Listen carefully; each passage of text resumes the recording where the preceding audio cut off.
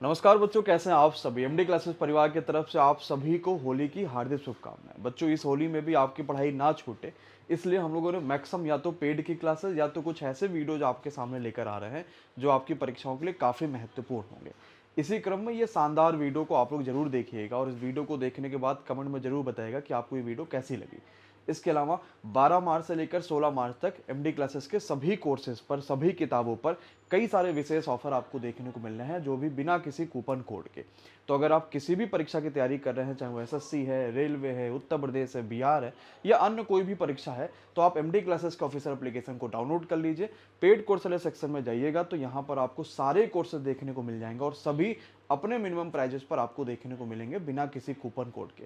ध्यान रखिएगा, ऑफर सिर्फ 16 मार्च तक है, इसलिए 16 मार्च से पहले अपने कोर्सेज को ज्वाइन कर लीजिएगा और इस वीडियो को जरूर देखिए ताकि आप बेहतरीन और जबरदस्त कंसेप्ट सीख पाए। गुड आफ्टरनून, राधे राधे, जय श्री कृष्णा सभी साथियों को बहुत बहुत स्वागत है दोस्तों एक बार फिर से आप सभी का आपके अपने ऑनलाइन प्लेटफॉर्म एमडी क्लासेस पर। बहुत बहुत स्वागत है भैया।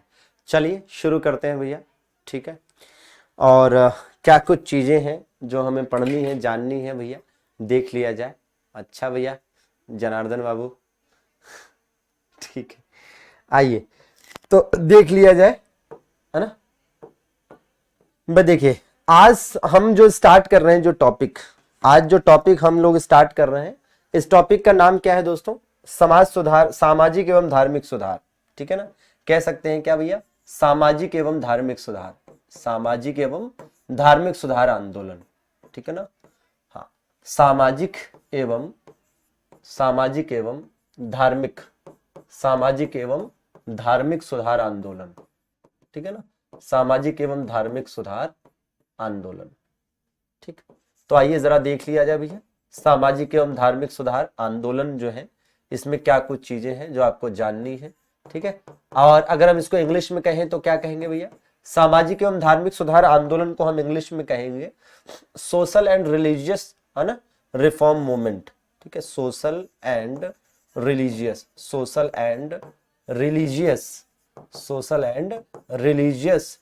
Reform, social and religious reforms, ठीक है ना। सोशल एंड रिलीजियस रिफॉर्म्स, ठीक है भैया। तो सोशल एंड रिलीजियस रिफॉर्म्स की बात करेंगे, ठीक है। सोशल एंड रिलीजियस रिफॉर्म्स, ठीक है। तो सोशल एंड रिलीजियस रिफॉर्म की बात करने वाले हैं हम लोग, ठीक है। और बिल्कुल मजा आने वाला है, समझ में आने वाला है, इत्मीनान से, ठीक है, समझते चलना है। तो सोशल एंड रिलीजियस रिफॉर्म मतलब सामाजिक एवं धार्मिक सुधार आंदोलन, ठीक है ना। अच्छा अच्छा भैया मंजीत बाबू, चलिए देख लेते हैं भैया।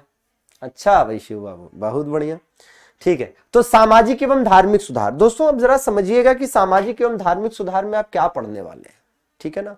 सामाजिक एवं धार्मिक सुधार के बारे में हम क्या पढ़ने वाले हैं?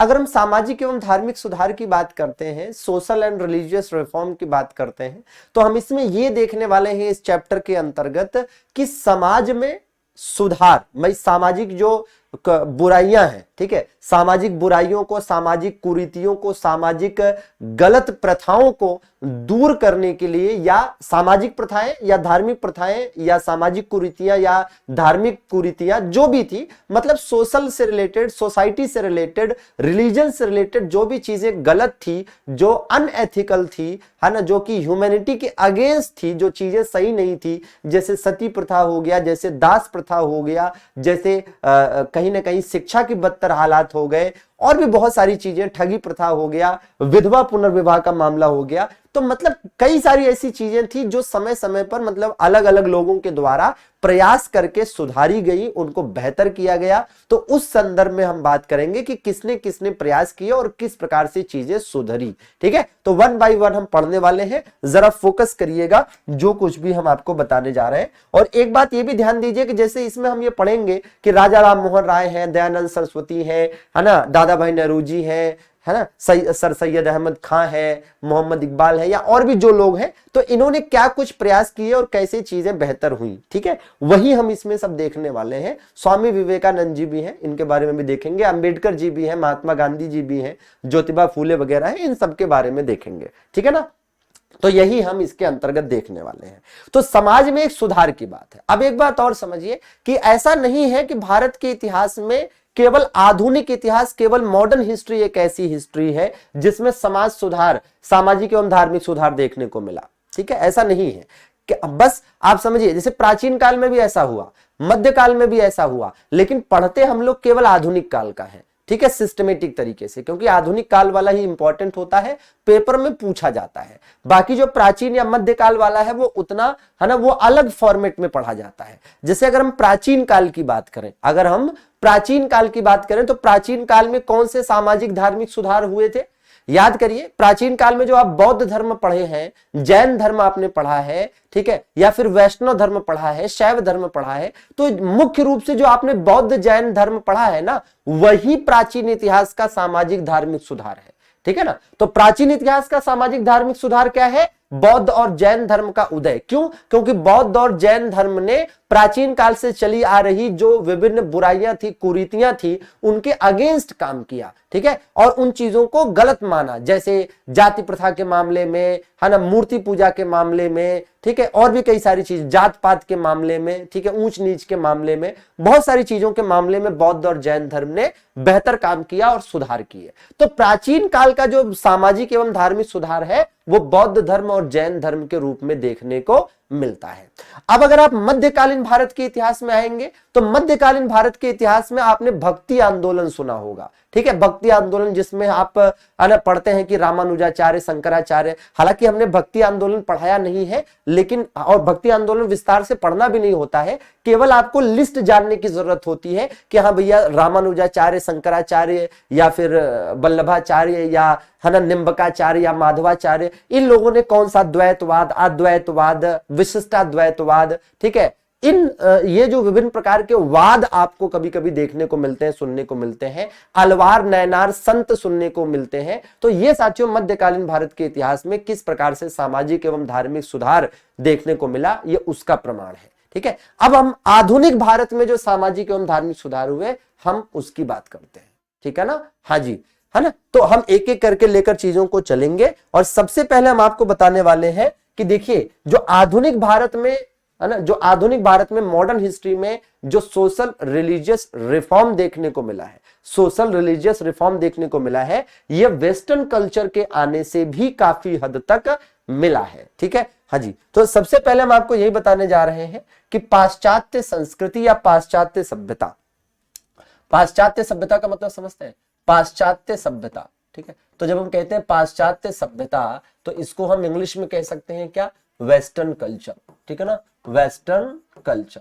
ठीक है, तो जब हम वेस्टर्न कल्चर की बात करते हैं, वेस्टर्न कल्चर की बात करते हैं, तो हम ये इसलिए बता रहे हैं कि पाश्चात्य सभ्यता या वेस्टर्न कल्चर ने, ठीक है, सबसे पहले, है ना, हाँ, सबसे पहले किसे प्रभावित किया? ने सर्वप्रथम किसे प्रभावित किया? सर्वप्रथम किसे प्रभावित किया? सर्वप्रथम किसे प्रभावित किया?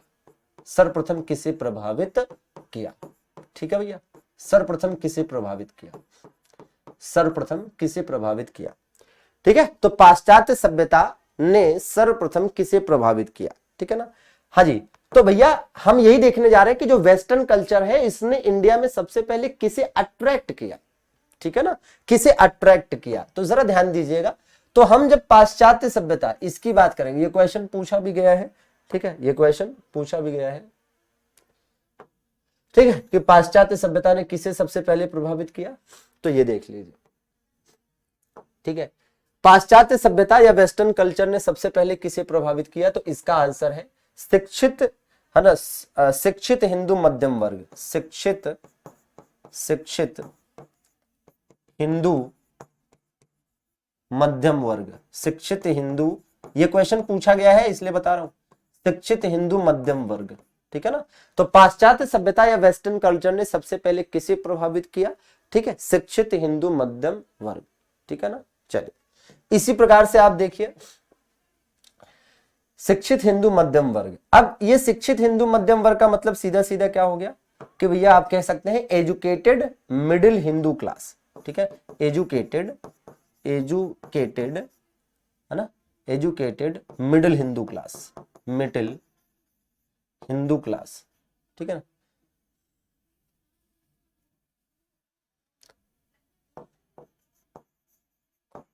ठीक है,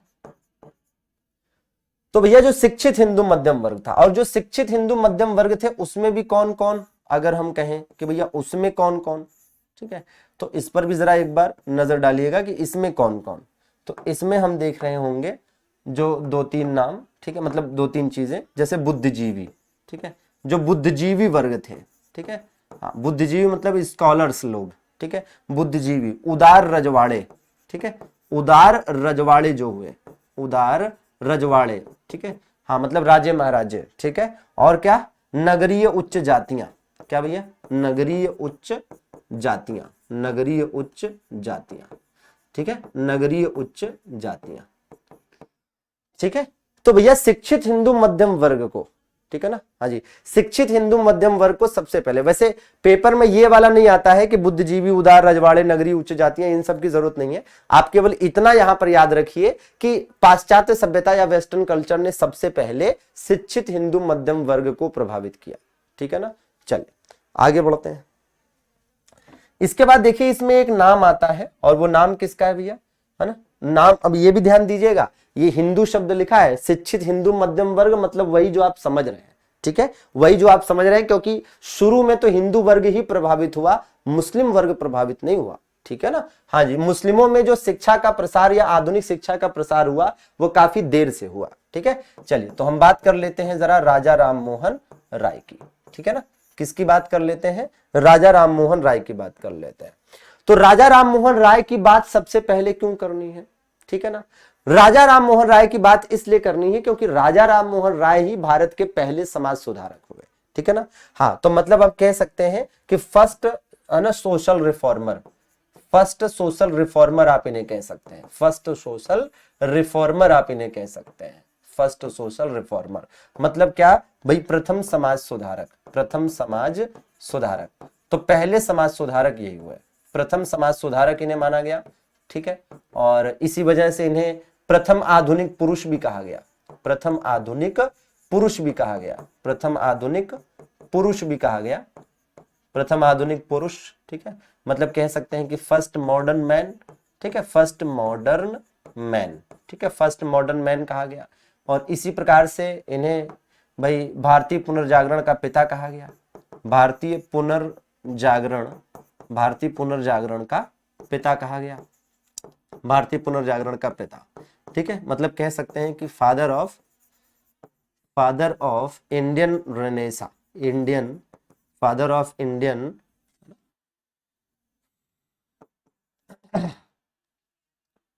रेनेसेंस, ठीक है ना, ठीक है, फादर ऑफ इंडियन रेनेसेंस, ठीक है, तो भारतीय पुनर्जागरण का पिता, ठीक है, भारतीय पुनर्जागरण का पिता कहा गया इन्हें। और क्या कहा गया भैया, नव भारत का तारा, ठीक है, नव भारत का तारा, नव भारत का तारा भी इन्हें कहा गया, नव भारत का तारा, ठीक है ना।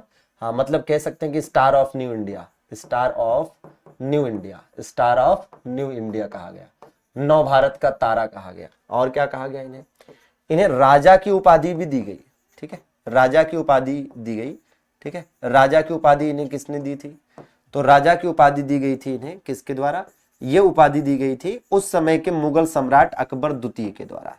तो मुगल सम्राट अकबर द्वितीय ने इन्हें राजा की उपाधि दी। ये क्वेश्चन कई बार पूछा जा चुका है कि राजा राममोहन राय को राजा की उपाधि किसके द्वारा दी गई थी, तो भैया मुगल सम्राट अकबर द्वितीय के द्वारा ये उपाधि दी गई थी, ठीक है ना। हाँ जी, भारतीय राष्ट्रवाद का पैगंबर भी कहा गया, भारतीय राष्ट्रवाद का, भारतीय राष्ट्रवाद का पैगंबर, भारतीय राष्ट्रवाद का पैगंबर, ठीक है ना। हाँ जी, भारतीय राष्ट्रवाद का पैगंबर मतलब कह सकते हैं कि पैगंबर ऑफ, ठीक है, पैगंबर ऑफ, ठीक है, इंडियन, ठीक है, नेशनलिज्म, ठीक है, इंडियन नेशनलिज्म, ठीक है। तो भारतीय राष्ट्रवाद का पैगंबर इन्हें कहा गया, भारतीय राष्ट्रवाद का पैगंबर इन्हें कहा गया, ठीक है। बल्कि यह है कि प्रभात तारा, नव भारत का तारा तो कहीं रहे, देखिए प्रभात तारा आप कह सकते हैं, या तो और क्या कह सकते हैं, नव भारत का तारा भी कह सकते हैं, प्रभात तारा, ठीक है, प्रभात तारा या नव भारत का तारा, प्रभात तारा या नव भारत का तारा, ठीक है। बाकी पहले समाज सुधारक हैं ही हैं ये, ठीक है। बाकी इसी प्रकार से आप देखेंगे तो इन्हें युगदूत भी कहा गया है, क्या कहा गया है, युगदूत, ठीक है, युग दूत, ठीक है, युग दूत भी इन्हें कहा गया है। क्या कहा गया है भैया इन्हें? इन्हें युग दूत भी कहा गया है।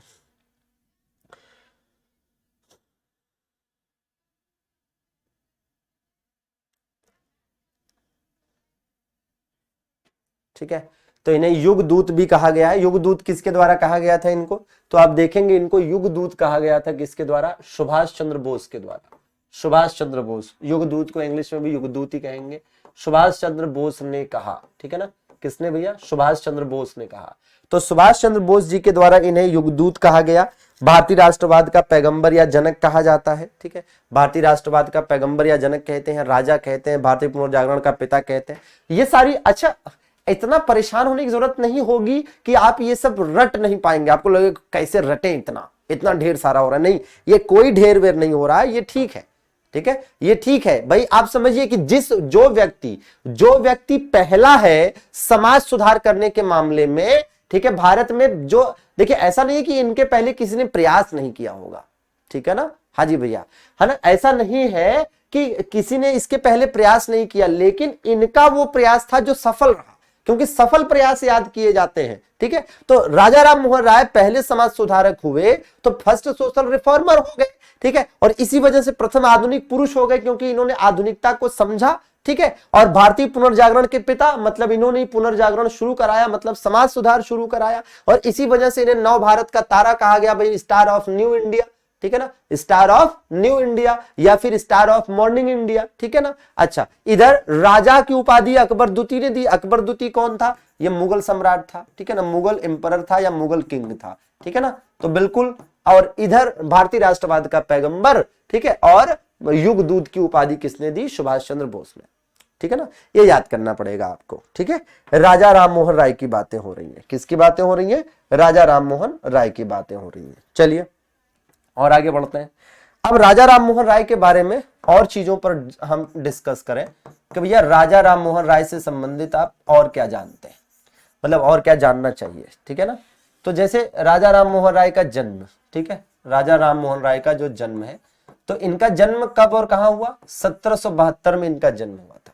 कहां पर हुआ था? राधानगर, हुगली, बंगाल, ठीक है ना। कहां पर हुआ था इनका जन्म? राधानगर, हुगली, बंगाल, ठीक है, राधानगर, हुगली, ठीक है, राधानगर, हुगली, बंगाल में, ठीक है ना, राधानगर, हुगली, बंगाल में इनका जन्म हुआ था, ठीक है, राधानगर, हुगली, बंगाल में इनका जन्म हुआ था, ठीक है ना। अच्छा भाई, तो इनका जन्म स्थान भी हो गया। मृत्यु कहां पर हुई थी भाई? दोनों ही शाश्वत सत्य हैं, तो जन्म और मृत्यु दोनों एक साथ लिख लिए जाए। तो मृत्यु भैया इनकी हुई 1833 में, ठीक है। कहां पर हुई? ब्रिस्टल में हुई। ब्रिस्टल कहां पर है? ब्रिस्टल इंग्लैंड में है। ब्रिस्टल कहां पर है? ब्रिस्टल इंग्लैंड में है, ठीक है। तो भैया 1833 में इनकी मृत्यु हुई, ठीक है ना, 1833 में इनकी मृत्यु हुई ब्रिस्टल इंग्लैंड में, ठीक है भैया। और इसी प्रकार से आप देखिए कि इनकी जो समाधि है, समाधि मतलब एक तरह से आप समझिए कि, है ना, जहां पर इनको दफन किया गया, तो इनकी जो समाधि है वो कहां पर है? जाहिर सी बात है वहीं ब्रिस्टल में ही है, ठीक है, ब्रिस्टल में ही है। तो इनकी समाधि ब्रिस्टल में ही है, इंग्लैंड में। इनकी समाधि ब्रिस्टल में ही है, इंग्लैंड में है, ठीक है ना। और इनकी जो समाधि है, इनकी जो समाधि है पर हरिकेली नाटक की पंक्तियां लिखी हैं। हरिकेली एक नाटक है, पर, ठीक है, पर हरिकेली नाटक, पर हरिकेली नाटक, ठीक है, हरिकेली नाटक की पंक्तियां लिखी हैं, की पंक्तियां लिखी हैं, ठीक है, कि हरिकेली नाटक की पंक्तियां लिखी हैं, ठीक है ना। हाँ जी, मतलब कह सकते हैं कि लाइन्स ऑफ हरिकेली, ठीक है, हाँ, लाइन्स ऑफ हरिकेली रिटन ऑन हिज टॉम, ठीक है। टॉम तो नहीं कह सकते, समाधि को क्या कहते हैं भैया? हाँ जी, तो होता क्या है कि ये भी जरूरी है आपके लिए, ठीक है। और रही बात समाधि की, तो आप समाधि को क्या कहेंगे? समाधि को आप कह सकते हैं भैया एक तरह से, है ना, समाधि को क्या कह सकते हैं? समाधि को आप टॉम्ब भी कह सकते हैं, लेकिन टॉम्ब का इस्तेमाल हिंदू धर्म के लोगों के लिए नहीं होता है, ठीक है ना, तो वो चीज है, टॉम्ब जैसा ही होता है, ठीक है।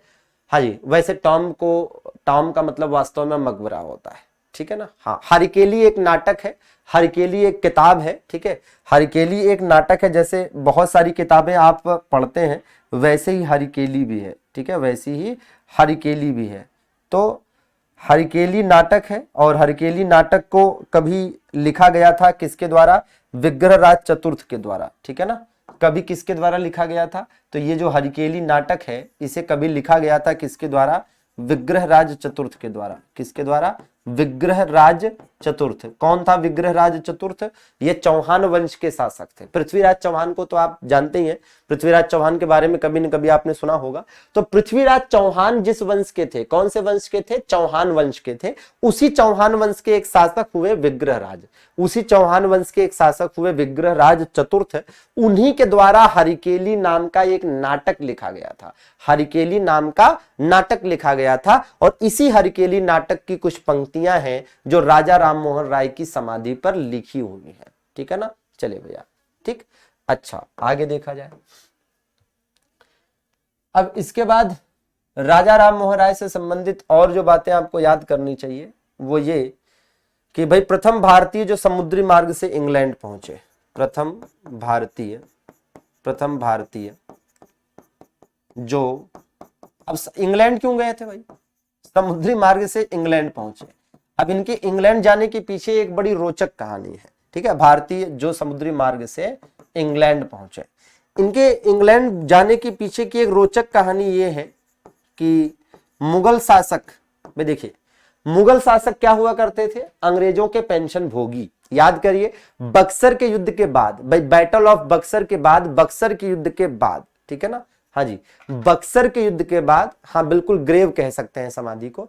अच्छा भैया समीर, ठीक है ठीक है, तो समाधि को ग्रेव कह सकते हैं, ठीक है। समाधि को क्या कह सकते हैं भैया? ग्रेव कह सकते हैं ना। हाँ जी, क्या? ग्रेव, ठीक है। तो भैया ग्रेव या ग्रेव यार्ड, ठीक है, ग्रेव या ग्रेव यार्ड कह सकते हैं, ठीक है।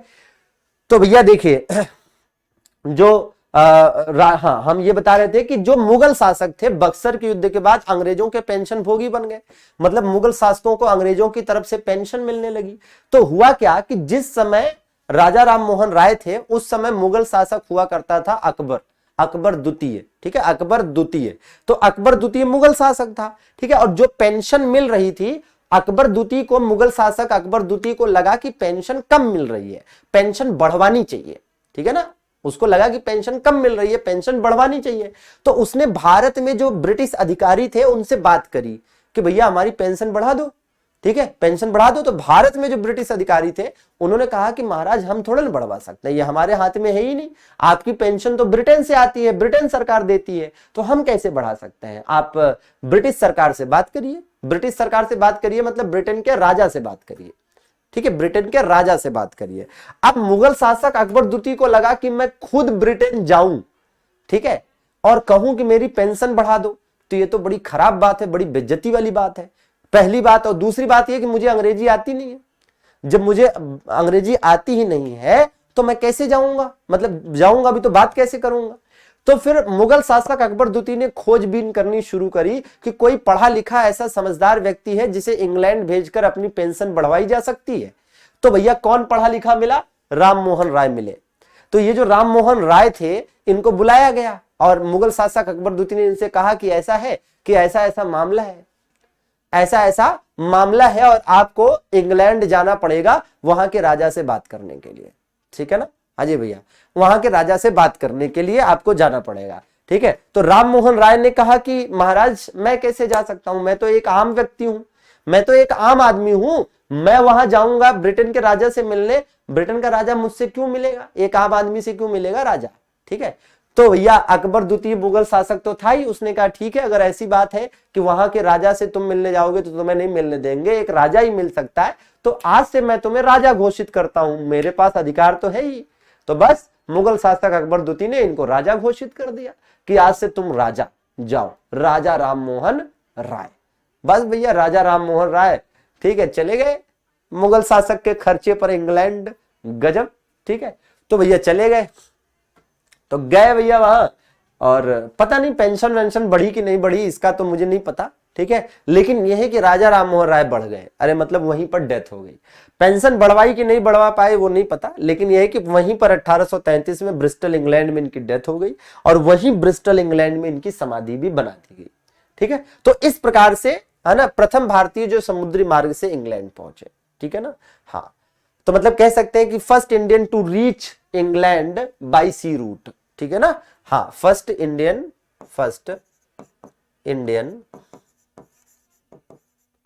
To reach England by sea route, ठीक है ना, सी रूट,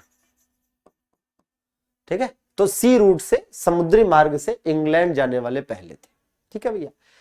अच्छा, तो ये हो गई बात, ठीक।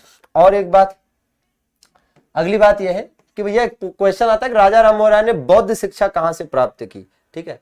तो नेपाल से बौद्ध शिक्षा ग्रहण की, नेपाल से बौद्ध शिक्षा प्राप्त की, नेपाल से बौद्ध शिक्षा प्राप्त की, ठीक है, नेपाल से बौद्ध शिक्षा प्राप्त की, ठीक है। नेपाल से बौद्ध शिक्षा प्राप्त की मतलब कह सकते हैं कि रिसीव, ठीक है, रिसीव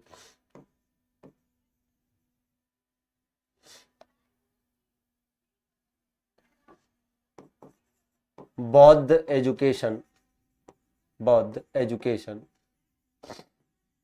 बौद्ध एजुकेशन फ्रॉम, बौद्ध एजुकेशन फ्रॉम नेपाल, ठीक है, रिसीव बौद्ध एजुकेशन फ्रॉम नेपाल, ठीक है। और पारसी शिक्षा कहां से ग्रहण की थी, पारसी शिक्षा, पारसी शिक्षा पटना से ग्रहण की, पारसी शिक्षा पटना से प्राप्त, ठीक है ना। मतलब कह सकते हैं कि receive Persian education, Persian education, education from Patna, ये भी पूछा गया क्वेश्चन, ठीक है। अच्छा, आगे, अब इन्हें कई सारी भाषाओं का ज्ञान था, तो बहुभाषाविद थे, बहुभाषाविद, बहुभाषाविद मतलब कह सकते हैं आप कि मल्टी लिंग्विस्टिक, मल्टी लिंग्विस्टिक, ठीक है। क्या थे भैया ये, मल्टी लिंग्विस्टिक थे, ठीक है ना, इनके कोई गुरु नहीं थे, ठीक है, मल्टी लिंग्विस्टिक थे, ठीक है। हाँ जी, मल्टी लिंग्विस्टिक थे, बहुत सारी भाषाओं का ज्ञान था इन्हें। अंग्रेजी शिक्षा के समर्थक थे, ठीक है ना, अंग्रेजी शिक्षा के समर्थक, अंग्रेजी शिक्षा के समर्थक, ये भी ध्यान रखेंगे, ये पूछा गया क्वेश्चन है, अंग्रेजी शिक्षा के समर्थक, अंग्रेजी शिक्षा के समर्थक, अंग्रेजी शिक्षा के समर्थक मतलब कह सकते हैं supporter of English education, supporter of English education, ठीक है, सपोर्टर ऑफ इंग्लिश एजुकेशन, ठीक है, सपोर्टर ऑफ इंग्लिश एजुकेशन। और विलियम डिग्बी के दीवान थे, विलियम डिग्बी एक अंग्रेज अधिकारी था, उसी के दीवान थे, विलियम डिग्बी के दीवान थे, दीवान रहे, ठीक है ना, हाँ जी, विलियम डिग्बी के दीवान रहे, ठीक है। तो एक अंग्रेज अधिकारी था विलियम डिग्बी, उसके दीवान रहे।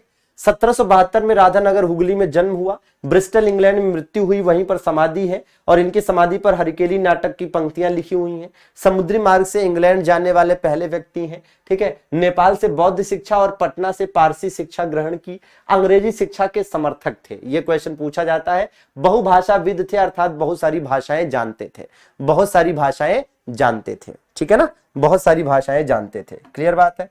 अब और आगे बढ़िए, ठीक, ये पॉइंट्स आपने नोट कर लिए। अब इसके बाद हम ये देखेंगे कि भैया इनके द्वारा जो संपादित पत्रिकाएं हैं, इनके द्वारा जो संपादित पत्रिकाएं हैं, तो देखिए भैया, राजा राममोहन राय द्वारा, ठीक है, संपादित पत्रिकाएं, संपादित पत्रिकाएं, और बढ़िया सी ट्रिक के साथ, संपादित पत्रिकाएं, पत्रिकाएं या समाचार पत्र, ठीक है। तो भैया कह सकते हैं कि magazines, magazines edited by Raja Rammohan Roy, edited by Raja Rammohan Roy, ठीक है, एडिटेड बाय राजा राममोहन राय, ठीक। तो क्या भैया, इसकी एक सिंपल सी ट्रिक, मिसबाह, ठीक। तो मी से क्या हो जाएगा, मिरातुल अखबार, मिरातुल अखबार, मिरातुल अखबार, ठीक। सा से क्या हो जाएगा, ये नाम है, हिंदी इंग्लिश सब में यही रहेगा, संवाद कौमुदी, संवाद कौमुदी। और बाह से क्या हो जाएगा, ब्रह्म क्रॉनिकल, ब्रह्म क्रॉनिकल, ठीक है। ये नाम है तो हिंदी इंग्लिश सब में यही रहेगा। ये पर्शियन में था, पर्शियन लैंग्वेज में, ये बंगाली लैंग्वेज में था, ठीक है, बंगाली में था। और ये तो नाम से ही समझ में आ रहा है कि इंग्लिश में था, ठीक है। बाकी एक बात हमने पहले ही बता दी थी, वो ये कि भैया ये क्या हुआ करते थे, इनको क्या कहा गया था, भारतीय राष्ट्रीय प्रेस का जनक, भारतीय राष्ट्रीय प्रेस का जनक, भारतीय राष्ट्रीय प्रेस का जनक, भारतीय राष्ट्रीय प्रेस का जनक, ये पहले ही बता दिया था, ठीक है। मतलब आप कह सकते हैं क्या कि भैया father of Indian national press, ठीक है, father of Indian national press, father of Indian national press, ठीक है, father of Indian national press, father of Indian national press, ठीक है, father of Indian national press, ठीक। तो ये भी इंपॉर्टेंट है।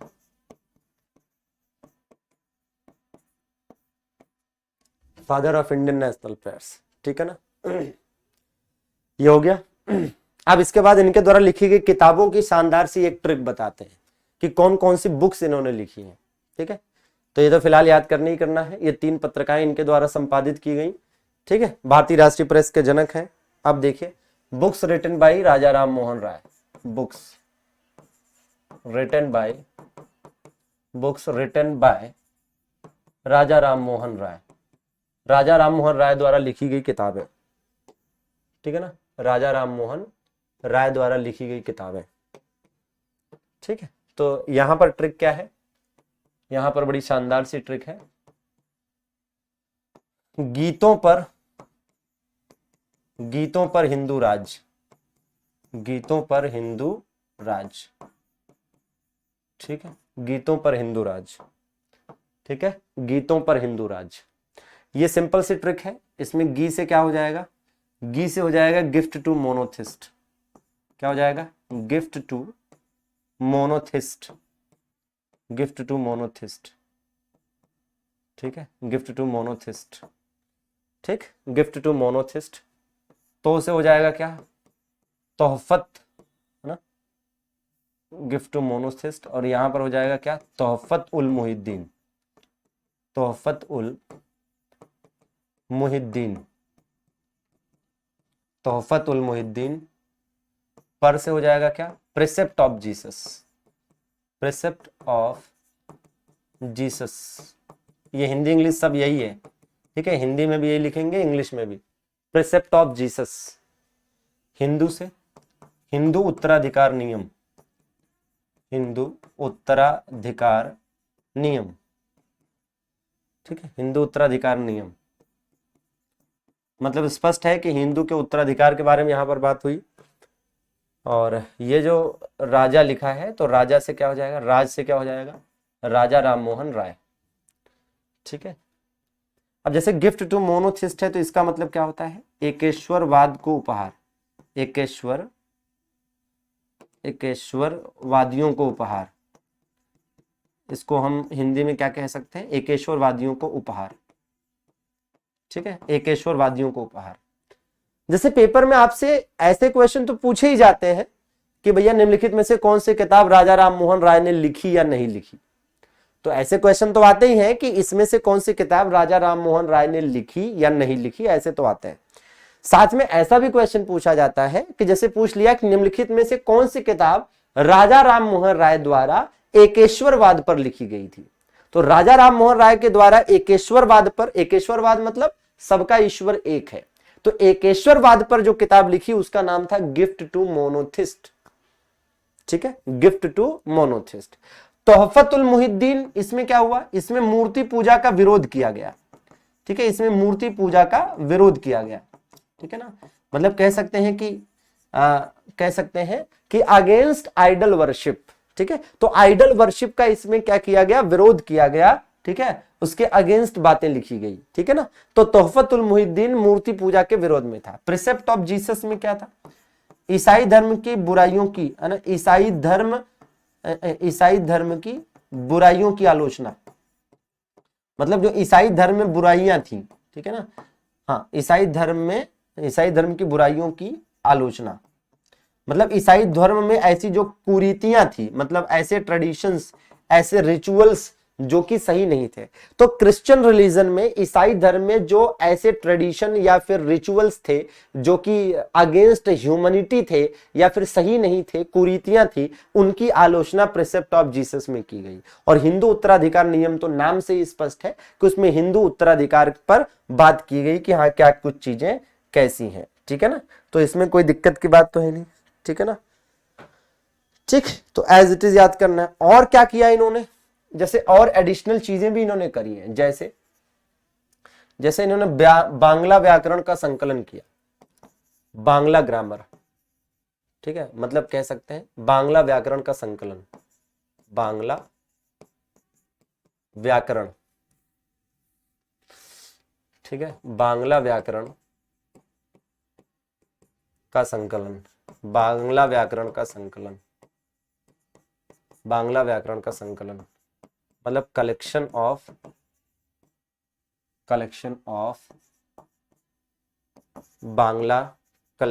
बांग्ला ग्रामर, ठीक है, बांग्ला व्याकरण का संकलन, उपनिषदों का फारसी में अनुवाद, ठीक है। और क्या किया भाई, उपनिषदों का फारसी अनुवाद, उपनिषदों का फारसी अनुवाद दारा शिकोह के समय में भी हुआ था, लेकिन इन्होंने भी किया था उपनिषदों का फारसी अनुवाद,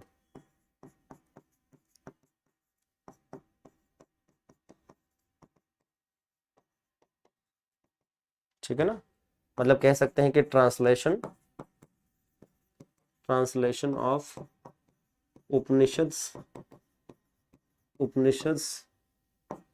इनटू पर्शियन लैंग्वेज,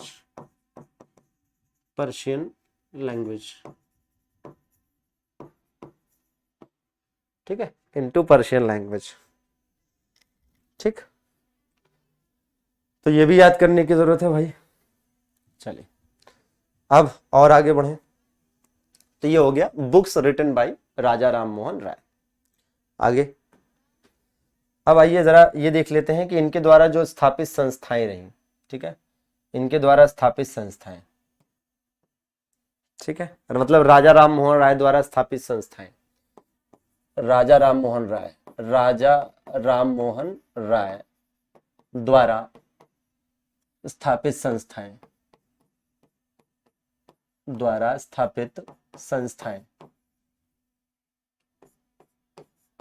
राजा राम मोहन राय द्वारा स्थापित संस्थाएं, ठीक है, राजा राम मोहन राय द्वारा स्थापित संस्थाएं, ठीक है, राजा राम मोहन राय द्वारा स्थापित संस्थाएं, ठीक। तो वैदिक काल में हिंदुओं की ब्रह्म आत्मा राजा थी, एक सिंपल सी ट्रिक है। वैदिक काल में हिंदुओं की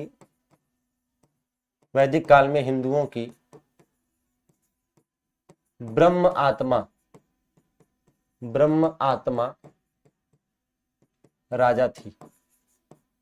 आत्मा राजा थी, ठीक है, वैदिक काल में हिंदुओं की ब्रह्म आत्मा राजा थी। ये सिंपल सी ट्रिक हो जाएगी, तो इसी ट्रिक से काम हो जाएगा। वैदिक काल में हिंदुओं की ब्रह्म आत्मा राजा थी, तो वैदिक से क्या हो जाएगा, वैदिक से हो जाएगा वेदांत कॉलेज और वैदिक सोसाइटी, है ना, वैदिक सोसाइटी नाम की एक संस्था, वैदिक सोसाइटी, ठीक है, 1816 में।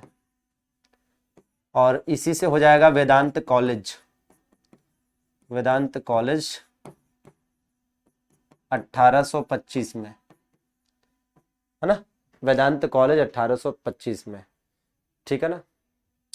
काल से क्या हो जाएगा, कलकत्ता यूनिटेरियन, कलकत्ता यूनिटेरियन, ठीक, कलकत्ता यूनिटेरियन 1821 में, ठीक। हिंदू से हिंदू कॉलेज, हिंदू कॉलेज को ही प्रेसिडेंसी कॉलेज भी कहा गया था, हिंदू या प्रेसिडेंसी कॉलेज, हिंदू या प्रेसिडेंसी कॉलेज 1817 में। ब्रह्म से ब्रह्म समाज, ब्रह्म समाज, ब्रह्म समाज 1828 में। आत्मा से आत्मीय सभा, आत्मीय सभा 1814-15 में। और बाकी रही बात राजा, तो राजा से राजा राम मोहन राय, ठीक। तो देखिए कितनी सिंपल सी ट्रिक है और कितनी आसान, बहुत आसान ट्रिक है। वैदिक काल में हिंदुओं की ब्रह्म आत्मा राजा थी। क्या ट्रिक याद करना है, क्या ट्रिक याद करना है भैया, ठीक है। तो इसमें आप देखेंगे कि एकदम आराम से सिंपल से बताया गया है कि वैदिक काल में हिंदुओं की ब्रह्म आत्मा राजा थी। आप समझिए और ट्रिक आराम से याद हो जाएगी। वैदिक काल में, वैदिक काल में वाकई में हिंदुओं की जो ब्रह्म आत्मा थी, जो आत्मा थी वो अच्छी थी, राजा थी, याद करने के लिए, ठीक है ना। चलिए भैया, ठीक ठीक। तो भैया वैदिक काल में हिंदुओं की ब्रह्म आत्मा राजा थी, ये सिंपल ट्रिक है। वैदिक से हो गया वैदिक सोसाइटी और वेदांत कॉलेज, तो वैदिक सोसाइटी वेदांत कॉलेज, ठीक है। काल से कलकत्ता यूनिटेरियन, हिंदुओं से हिंदू कॉलेज, ब्रह्म से ब्रह्म समाज और आत्मा से आत्मीय सभा। अब देखिए इसमें से जो डेट याद करनी है, तो वैसे याद करने को आप सब याद कर लीजिए, लेकिन पेपर में जो पूछा जाता है वो ये तीनों ही पूछे जाते हैं, ठीक है। कि आत्मीय सभा की स्थापना की डेट, ब्रह्म समाज की और हिंदू कॉलेज की, इन्हीं तीन की डेट पूछी जाती है, ठीक है ना। इन्हीं तीन की डेट पूछी जाती है। अब जरा ये भी ध्यान दीजिए कि आत्मीय सभा से यह भी क्वेश्चन पूछा जाता है कि राजा राममोहन राय द्वारा स्थापित पहली संस्था कौन सी थी। राजा राममोहन राय द्वारा स्थापित पहली संस्था, तो याद रखें पहले आत्मा फिर परमात्मा, ठीक है। हाँ जी, तो जो आत्मीय सभा सबसे लास्ट में लिखी है वो पहली संस्था थी, राजा राममोहन राय द्वारा स्थापित, ठीक है ना। हाँ जी भैया, वैदिक सोसाइटी, वेदांत कॉलेज, ये सारे जो नाम है इंग्लिश में भी सेम यही कहेंगे, तो हम सेम यही लिख दें, वैदिक society, Vedanta college, Calcutta Unitarian, वही इंग्लिश में लिख लो। ऐसा थोड़ा नहीं इंग्लिश में कोई चेंज हो जाएगा, तो इंग्लिश में भी ये सेम रहेगा। तो these are the institutions established by Raja Rammohan Roy, ठीक है ना। These are the institutions established by Raja Rammohan Roy. First one is Vedic society, second मतलब फर्स्ट वन इज क्या, यहां पर जो मेंशन है उसके हिसाब से Vedic society, Vedanta college, Calcutta Unitarian, Hindu college, Brahmo Samaj और आत्मीय सभा, ठीक है भैया। हाँ जी, तो एज इट इज लिख लेना है, ठीक है। हो भाई, डन। अच्छा भाई, अब इसके बाद आपको क्या करना है, इसके बाद आपको यह करना है कि आपको यह जानना है कि भैया ये जो ब्रह्म समाज आप यहां पर देख रहे हैं, ये जो ब्रह्म समाज आप यहां पर देख रहे हैं, बस यही जानना है, ठीक है ना। यही आपको जानना है। अच्छा अच्छा, हमने इंग्लिश नहीं लिखी थी, तुम बंगाली लिखोगे, बहुत मजा मच हो। चलो, तो फिलहाल तो ये चीज है भैया। अब इसमें से है ना, एक संस्था है जिसका नाम है क्या, एक संस्था है भाई साहब, इसका नाम है ब्रह्म समाज। इसके बारे में देखिए, ब्रह्म समाज, ठीक है। क्या, ब्रह्म समाज, ब्रह्म समाज मतलब ब्रह्म सोसाइटी, ठीक है ना। ब्रह्म समाज मीन्स ब्रह्म सोसाइटी, ठीक है। ब्रह्म समाज मीन्स ब्रह्म सोसाइटी। तो ये जो ब्रह्म समाज या ब्रह्म सोसाइटी है, ब्रह्म समाज या ब्रह्म सोसाइटी है, इसको देखेंगे, ठीक है। ब्रह्म समाज या ब्रह्म सोसाइटी, ठीक ठीक है। नहीं, गुजराती नहीं जानते, ऐसे बस थोड़ा मजा में ले लिए थोड़ा, है ना, गुजराती को भी। ब्रह्म समाज, ठीक है। अब देखो एक एक करके समझते चलना है, थोड़ा सा छोटा छोटा लिखना पड़ेगा क्योंकि इतना स्पेस होगा। चलो देखते हैं, थोड़ा सा इसको छोटा करते हैं ना। ब्रह्म समाज, ठीक है, ब्रह्म समाज, तो ब्रह्म समाज या ब्रह्म सोसाइटी कह सकते हैं आप इसे। और ये बात है 1828 की, ये बात है कब की, 1828 की। और ये किसके द्वारा स्थापित किया गया भैया, तो ब्रह्म समाज जो स्थापित किया गया वो स्थापित किया गया राजा राम मोहन राय के द्वारा। किसके द्वारा, राजा राम मोहन राय के द्वारा।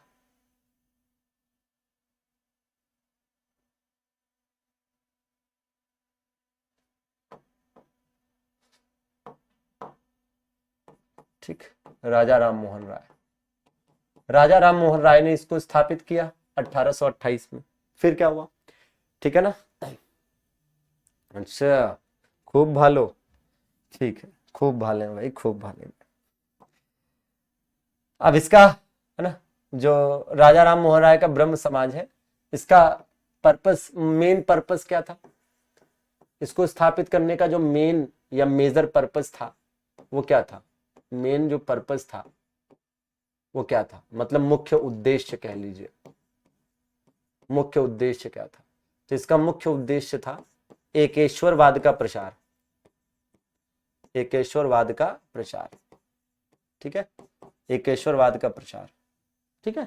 हाँ, मतलब कह सकते हैं कि एकेश्वरवाद का प्रचार का मतलब एक लाइन में आप कह सकते हैं, एकेश्वरवाद का मतलब क्या, मोनोथिज्म, ठीक है ना, मतलब मोनोथिज्म, टू प्रमोट मोनोथिज्म, ठीक है ना, to promote monotheism, to promote monotheism, to promote monotheism, ठीक है। तो मोनोथिज्म को प्रमोट करने के उद्देश्य से, ठीक है ना। हाँ, और बाकी हिंदू धर्म में व्याप्त बुराइयों एवं कुरीतियों को दूर करना,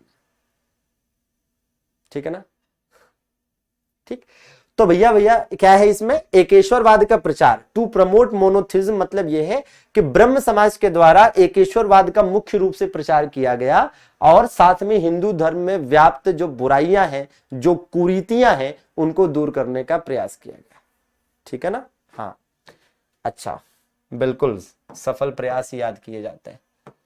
देखिए, तो ब्रह्म समाज, अब ब्रह्म समाज में क्या है भाई, हम सब जानते हैं कि इसमें जो लीडर रहे, ठीक है, जैसे जब राजा राम मोहन राय की डेथ हो गई तो इसको लीड करने कौन आया आगे, ठीक है, तो इसको जो लीडर रहे, इसको लीड करने के लिए जो आगे आए, इसमें एक नाम है रामचंद्र विद्या वागीश का, ठीक है। किसका नाम है भैया, क्यों बता रहे हैं अभी बताते हैं, रामचंद्र, भाई राजा राम मोहन राय की जब डेथ हो गई तो उसके बाद रामचंद्र विद्या वागीश ने इसको लीड किया, रामचंद्र विद्या वागीश ने लीड किया।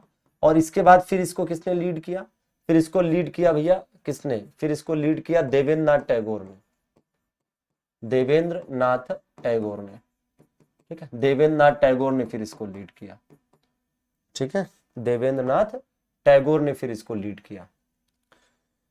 तो ये भी दिमाग में रखें कि फिर इसको किसने लीड किया, देवेंद्र नाथ टैगोर ने। अच्छा, फिर क्या हुआ भैया, फिर आप देखेंगे प्रथम विभाजन, फिर इसमें हुआ विभाजन, पार्टीशन, प्रथम विभाजन मतलब पार्टीशन। तो इसमें जो पहला विभाजन हुआ, पार्टीशन हुआ, ठीक है, ये कब हुआ, ठीक है, और क्यों हुआ। तो पहला जो विभाजन हुआ वो 1866 में।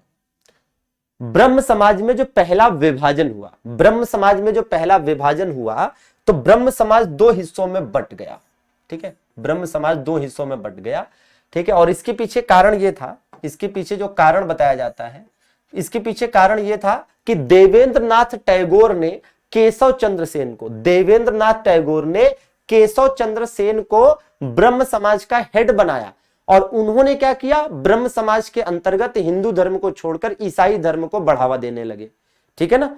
तो देवेंद्र नाथ टैगोर को लगा कि केशव चंद्र सेन, भाई देवेंद्र नाथ टैगोर मेन ट्रस्टी थे, देवेंद्र नाथ टैगोर ब्रह्म समाज के मेन ट्रस्टी थे, तो मेन ट्रस्टी के हैसियत से ब्रह्म समाज का हेड उन्होंने केशव चंद्र सेन को बनाया। तो जब केशव चंद्र सेन ने ईसाई धर्म से संबंधित कुछ चीजें, गतिविधियां करवाने लगे इसके अंतर्गत, तो देवेंद्र नाथ टैगोर ने उनको, ठीक है, मतलब फटकार लगाई। और उसके बाद क्या हुआ कि भैया ब्रह्म समाज दो भागों में बट गया, एक बना आदि ब्रह्म समाज, एक को कहा गया आदि ब्रह्म समाज, ठीक है, एक को क्या कहा गया, आदि ब्रह्म समाज कहा गया, ठीक है ना, आदि ब्रह्म समाज कहा गया। और दूसरे को क्या कहा गया, दूसरे को कहा गया भारतीय ब्रह्म समाज, ठीक है, भारतीय ब्रह्म समाज, ठीक है, भारतीय ब्रह्म समाज कहा गया, ठीक है। अब इसमें यह हुआ कि भैया केशव चंद्र सेन के नेतृत्व में यह अलग हुआ, किसके नेतृत्व में यह अलग हुआ, तो भैया केशव चंद्र सेन के नेतृत्व में अलग हुआ, केशव चंद्र सेन के नेतृत्व में ये अलग हुआ, ठीक है। और ये अलग हुआ कैसे, ये अलग हुआ साथियों, ये रहा किसके नेतृत्व में, तो भैया देवेंद्र नाथ टैगोर के नेतृत्व में, देवेंद्र नाथ टैगोर के नेतृत्व में, ठीक है। और इस प्रकार से ये जो है दो हिस्से हो गए इसके, ठीक है, हाँ दो हिस्से हो गए इसके, ठीक है, दो हिस्से हो गए इसके। अब चीजें आगे चलती रहीं, फिर क्या हुआ, फिर दूसरा विभाजन हुआ, फिर क्या हुआ, फिर यहां पर आप देखेंगे दूसरा विभाजन, सेकंड पार्टीशन। तो जो दूसरा विभाजन हुआ ये क्यों हुआ था, दूसरा विभाजन इसलिए हुआ था, दूसरा विभाजन इसलिए हुआ कि भाई इस संस्था का उद्देश्य क्या था, दूसरा विभाजन क्यों हुआ, इसलिए क्योंकि इस संस्था का उद्देश्य था समाज सुधार करना। लेकिन केशव चंद्र सेन ने क्या किया, केशव चंद्र सेन ने अपनी मात्र 13 साल की बिटिया का विवाह कर दिया। समझ रहे हैं, इस संस्था का उद्देश्य था समाज सुधार करना और केशव चंद्र सेन ने अपनी मात्र 13 साल की बेटी का विवाह कर दिया। तो बस इसी वजह से यह विभाजन हुआ। तो जो दूसरा विभाजन हुआ इसमें क्या हुआ, दूसरा जो विभाजन हुआ उसमें भारतीय ब्रह्म समाज तो रहा, भारतीय ब्रह्म समाज तो रहा जैसा का तैसा, भारतीय ब्रह्म समाज तो रहा, ठीक है ना। लेकिन जो नया बन गया उसे क्या कहा गया, नवीन या साधारण ब्रह्म समाज, नवीन या साधारण, नवीन या साधारण ब्रह्म समाज, नवीन या साधारण ब्रह्म समाज, ठीक है, नवीन या साधारण ब्रह्म समाज।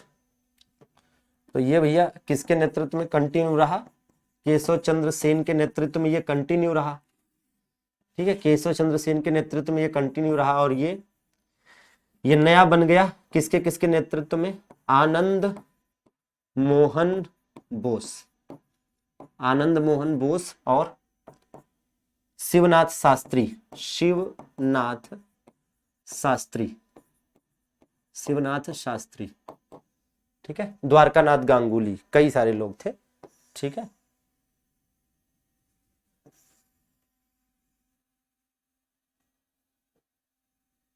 ठीक, ये हुआ, ठीक है,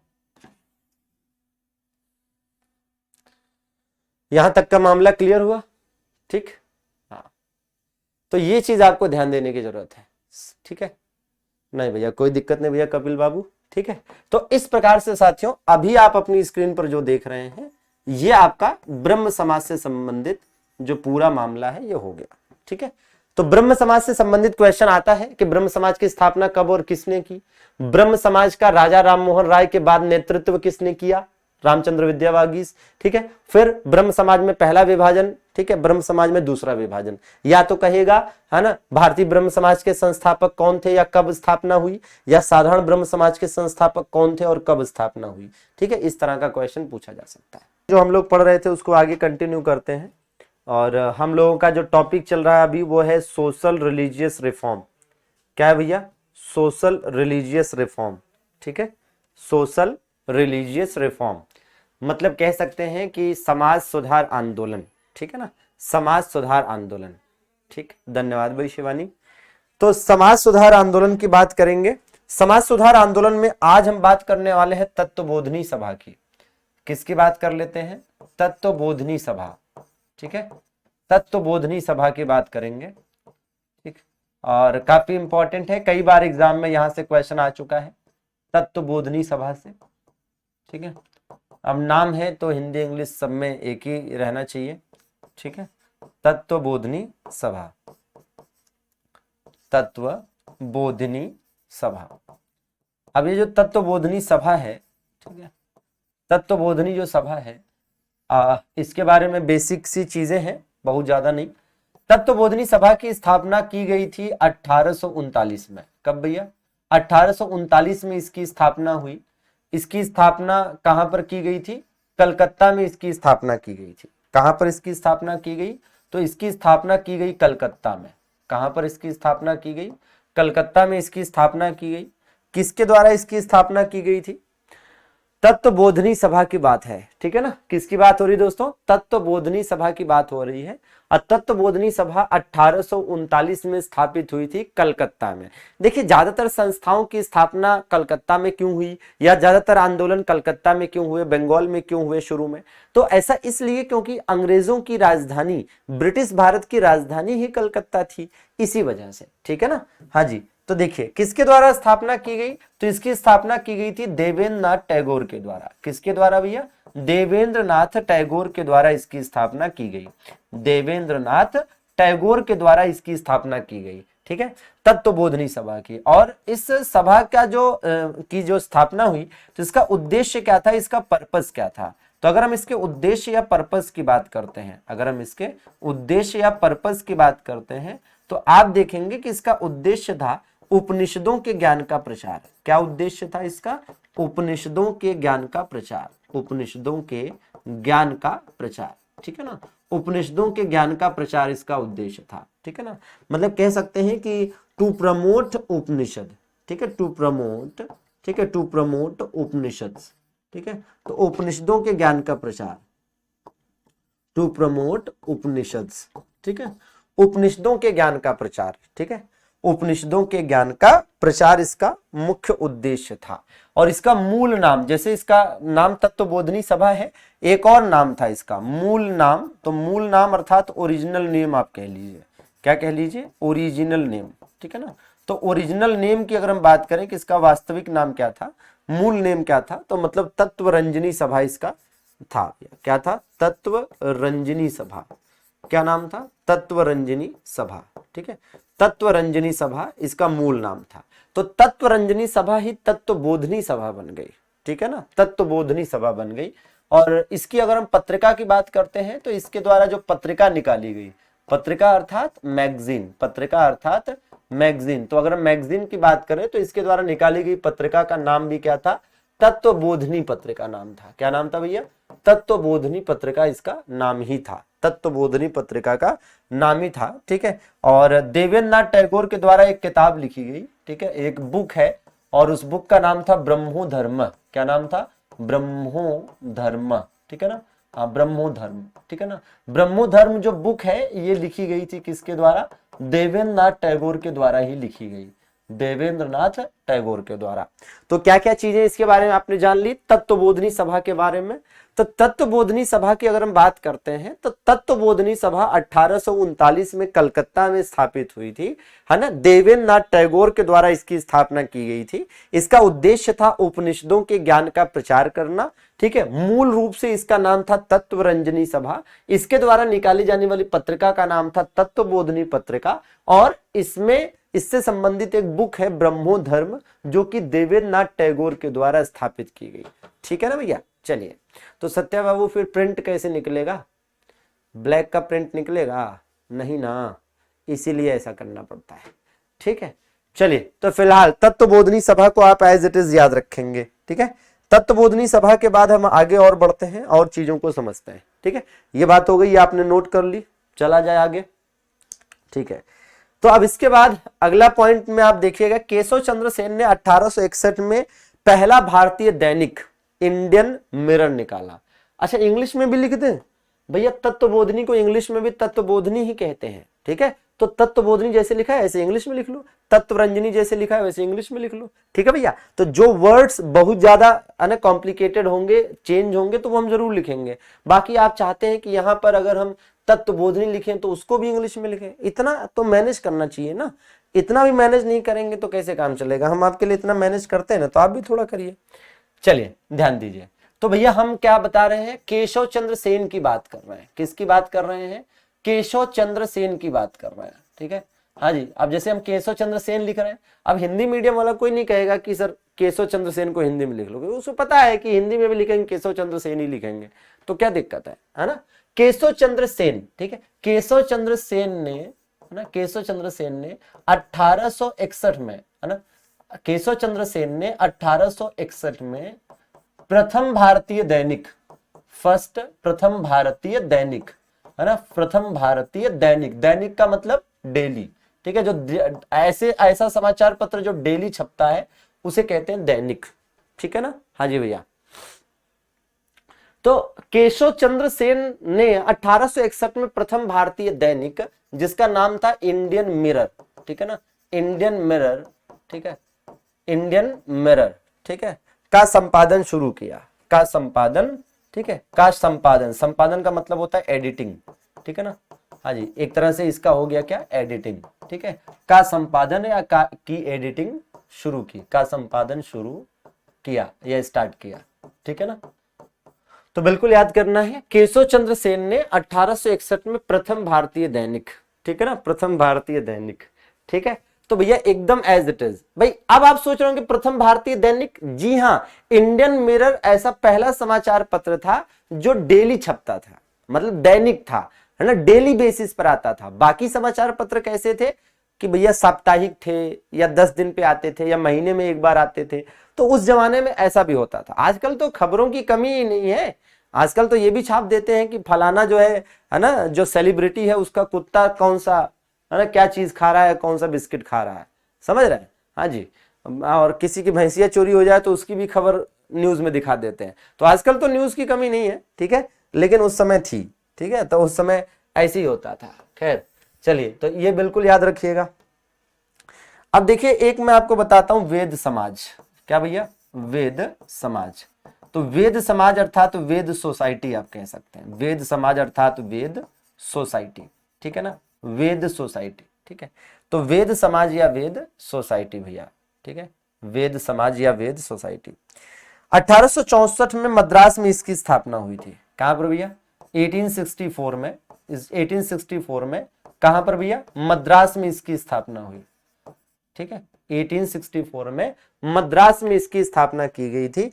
किसके द्वारा, तो भैया ये भी पूछा जाता है, के सी धरालू नायडू, किसके द्वारा स्थापना की गई, के सी धरालू नायडू के द्वारा, के सी धरालू नायडू, ठीक है ना, के सी धरालू नायडू, ठीक है। तो भैया ये धरालू है, के सी धरालू नायडू, ठीक है, हाँ जी, ये भी पूछा गया क्वेश्चन है कई बार एग्जाम में, के सी धरालू नायडू के द्वारा स्थापना की गई थी, ठीक है ना, के सी धरालू नायडू के द्वारा। अब नाम ही उसका इंडियन मिरर है, तो आपको लगता है कि इंग्लिश के अलावा कोई और भाषा हो सकती है, ठीक है। तो वेद समाज, ठीक है, किसकी भैया, केशव चंद्र सेन की प्रेरणा से स्थापित, केशव चंद्र सेन की प्रेरणा से, की मोटिवेशन से, ठीक है, की इंस्पिरेशन से स्थापित, केशव चंद्र सेन की प्रेरणा से, ठीक है, केशव चंद्र सेन की प्रेरणा से, प्रेरणा से मतलब कह सकते हैं कि by the motivation of Keshab Chandra Sen, by the motivation of, by the motivation of, by the motivation of Keshab Chandra Sen. तो केशव चंद्र सेन की प्रेरणा से इसे स्थापित किया गया, ठीक है ना। इसे क्या कहा गया, इसे दक्षिण भारत का ब्रह्म समाज कहा गया, है ना, दक्षिण भारत का ब्रह्म समाज कहलाया, दक्षिण भारत का ब्रह्म समाज कहलाया, दक्षिण भारत का ब्रह्म समाज कहलाया, ठीक है, दक्षिण भारत का ब्रह्म समाज कहलाया, ठीक है। मतलब कह सकते हैं कि it was also known as, it was also known as, या it was called, it was called, it was called Brahmo Samaj of, या Brahmo society, Brahmo society, Brahmo society of South India, Brahmo society of South India, Brahmo society of South India, ठीक है, हाँ जी। तो इसे दक्षिण भारत का ब्रह्म समाज भी कहा गया, इसे दक्षिण भारत का ब्रह्म समाज भी कहा गया है। तो ये भी बिल्कुल आपको याद करने की जरूरत है कि इसे दक्षिण भारत का ब्रह्म समाज भी कहा गया, ठीक है। चलिए,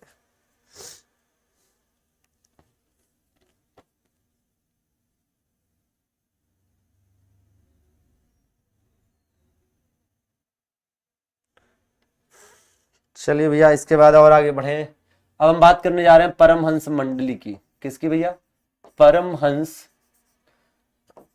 परमहंस मंडली, ठीक है, परमहंस मंडली, ठीक है। तो परमहंस मंडली की अगर हम बात करें तो इसकी स्थापना कब हुई, परमहंस मंडली। तो परमहंस मंडली भैया देख लिया जाए, ठीक है, इसमें कोई दिक्कत तो है नहीं। वेद समाज 1864 में मद्रास, केसी धरालू नायडू और है ना केशव चंद्र सेन की प्रेरणा से स्थापित, और दक्षिण भारत का ब्रह्म समाज कहलाया, बस, ठीक है भैया, सिंपल, ठीक है ना। अरे वाह, क्या बात है, इंग्लिश भी अच्छी हो गई है। क्या 1871 होगा? नहीं, ठीक है, 1871 नहीं होगा, ठीक है। तो देखा जाए भाई, तो परमहंस मंडली की अगर हम बात कर रहे हैं, ठीक है, किसकी भैया? परमहंस मंडली की अगर हम बात कर रहे हैं तो देखा जाए कि क्या कुछ चीजें हैं। देखिए, परमहंस मंडली में पहली बात तो ये है कि इसकी स्थापना जो है, इसकी स्थापना, स्थापना मतलब वही फाउंडेशन, ठीक है ना, स्थापना मीन्स फाउंडेशन, ठीक है, फाउंडेशन, तो स्थापना मीन्स फाउंडेशन। इसकी स्थापना हुई 1849-50, ठीक है, 1849-50, है ना, 1849-50, ठीक है, अच्छा है ना, 1849-50, ठीक है। और अगली बात क्या है? अगली बात यह है कि किसके द्वारा स्थापना की गई, तो इसकी स्थापना की गई थी दादोबा पांडुरंग। किसके द्वारा? ना, नाम ही है सिंपल, तो लिख लेंगे दादोबा पांडुरंग, दादोबा पांडुरंग, ठीक है, दादोबा पांडुरंग। और बालकृष्ण, है ना, जयकर, बालकृष्ण जयकर, बालकृष्ण जयकर, दादोबा पांडुरंग और बालकृष्ण जयकर, ठीक है, दादोबा पांडुरंग और बालकृष्ण जयकर, ठीक है ना। हाँ जी, तो इनके द्वारा, और ये किस पर आधारित था? ठीक है, तो आप कह सकते हैं कि एकेश्वरवाद, एकेश्वरवाद तथा विश्व बंधुत्व, विश्व बंधुत्व, विश्व बंधुत्व की अवधारणा पर आधारित, की अवधारणा, की अवधारणा पर आधारित, की अवधारणा पर आधारित, ठीक है, की अवधारणा पर आधारित एकेश्वरवाद, ठीक है, एकेश्वरवाद तथा विश्व बंधुत्व की अवधारणा पर आधारित, मतलब कह सकते हैं कि based on the concept of, based on the concept of monotheism, monotheism and integrity of the world, integrity of the world, ठीक है ना, है ना, ठीक। वेद समाज पत्रिका नहीं भैया, संस्था है ना, पत्रिका कहाँ पढ़ा रहे हैं, संस्था पढ़ा रहे हैं, समाज सुधार आंदोलन से संबंधित भैया, ठीक है, तो ये भी लिख लेना है।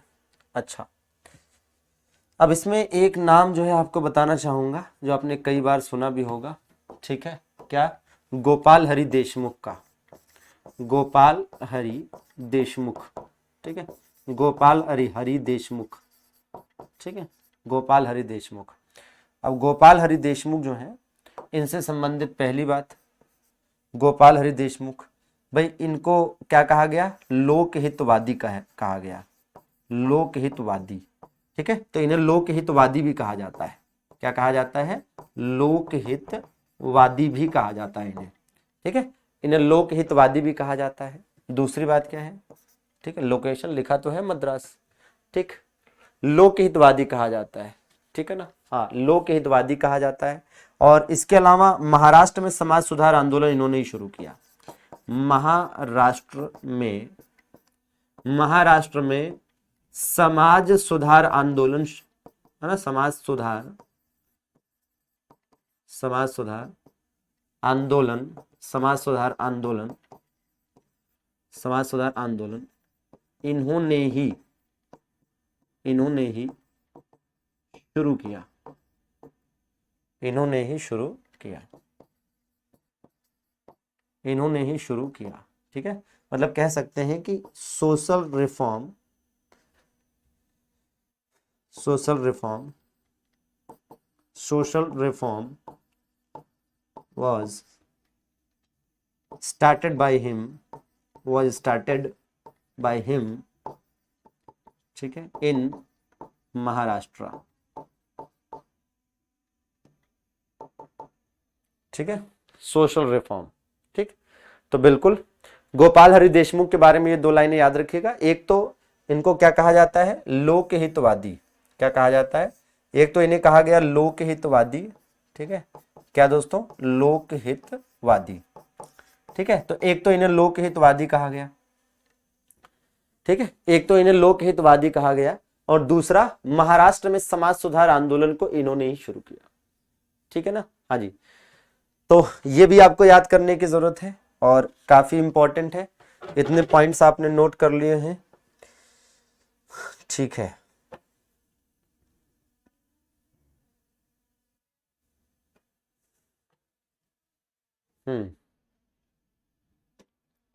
ठीक, हाँ जी। तो social reforms started by him in Maharashtra, ठीक है ना, या कह सकते हैं कि he was a pioneer of, है ना, सोशल रिफॉर्म्स इन महाराष्ट्र, ठीक है ना। हाँ, इधर से भी प्रश्न पूछा जाता है, हाँ, इधर से भी पूछा जाता है भाई। हो गया, तो ये 2-3 पॉइंट, मतलब 2-3 पेज अभी हो गए। अब आगे बढ़ते हैं। और अब देखिए जरा एक चीज जो कि इम्पोर्टेंट है और आराम से आप कर लेंगे, जैसे प्रमुख संस्थाएं, ठीक है, प्रमुख संस्थाएं, तो ध्यान दीजिए, प्रमुख संस्थाएं बिल्कुल वीके का जीके वाले अंदाज में, ठीक है। और इसमें से कुछ आप जानते होंगे, कुछ नया हो जाएगा तो पूरा हो जाएगा। क्या भैया, जैसे याद करिए ब्रह्म समाज, ठीक है ना, क्या भैया, ब्रह्म समाज। प्रमुख संस्थाएं मतलब मेजर इंस्टीट्यूशंस, ठीक है, मेजर इंस्टीट्यूशंस, ठीक है ना। हाँ जी, मेजर इंस्टीट्यूशंस, ठीक। ब्रह्म समाज, ठीक है साथियों, ब्रह्म समाज। तो ब्रह्म समाज मतलब सीधा सीधा क्या हो गया, ब्रह्म सोसाइटी, ब्रह्म सोसाइटी, ठीक है, ब्रह्म सोसाइटी। और इसी प्रकार से एक हो जाएगा आदि ब्रह्म समाज, ठीक है ना, आदि ब्रह्म समाज, आदि ब्रह्म समाज, ठीक है, आदि ब्रह्म समाज। तो आदि ब्रह्म सोसाइटी, आदि ब्रह्म सोसाइटी, आदि ब्रह्म समाज, आदि ब्रह्म सोसाइटी। और इसी प्रकार से भाई भारतीय ब्रह्म समाज, भारतीय ब्रह्म समाज, ठीक है, मतलब कह सकते हैं कि इंडियन इंडियन ब्रह्म सोसाइटी, इंडियन ब्रह्म सोसाइटी, इंडियन ब्रह्म सोसाइटी। और एक भाई साधारण ब्रह्म समाज, साधारण ब्रह्म समाज, साधारण ब्रह्म समाज, ठीक है, मतलब सिंपल, सिंपल ब्रह्म सोसाइटी, सिंपल ब्रह्म सोसाइटी, ठीक, सिंपल ब्रह्म सोसाइटी। और इसी प्रकार से एक है धर्म सभा, क्या है, धर्म सभा,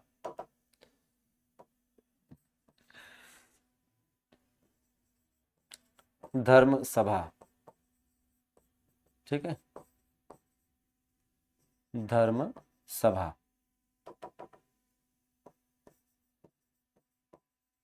धर्म सभा, ठीक, धर्म सभा, ठीक। और इसी प्रकार से प्रार्थना समाज, ठीक, प्रार्थना समाज,